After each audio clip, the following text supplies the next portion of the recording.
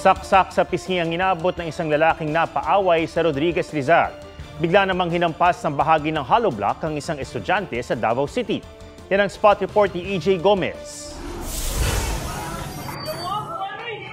Hinampas ng lalaking nakasando ang mukha ng lalaking naka-uniforme sa isang karinderya sa Davao City. Nasugatan sa kilay ang 19 na taong gulang na grade 10 student.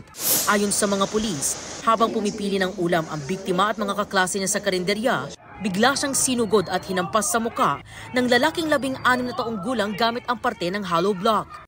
Nagtuturuan daw ang magkabilang panig kung sino ang nagsimula ng gulo. Patuloy ang investigasyon at nakaugnayan na rin ng pulisya ang City Social Welfare and Development Office lalo't may sangkot na menor de edad. Malaking hiwa sa kaliwang pisngi ang iniinda ng 22 anyos na si Angelo De Pedro matapos masaksak madaling araw kahapon sa Barangay San Rafael, Rodriguez, Rizal. Batay sa investigasyon, napadaan ang biktima kasama ang ilang kaibigan sa kinaroroonan ng sospek na nakikipag-inuman. Yung biktima ay nagtutulak ng kanilang motor dahil nasiraan sila.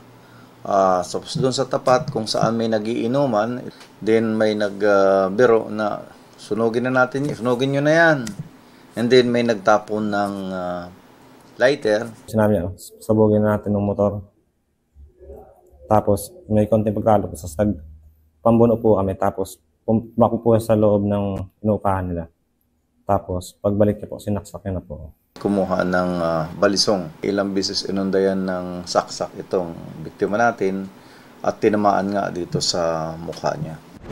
Para ikaw ay aking Giit ng 27 anyos na sospek, isa sa mga kasama niya ang nagbiro sa biktima.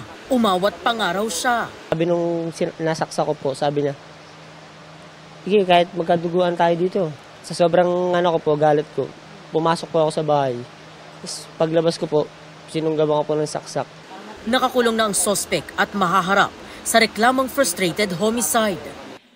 EJ Gomez, nagbabalita para sa GMA Integrated News.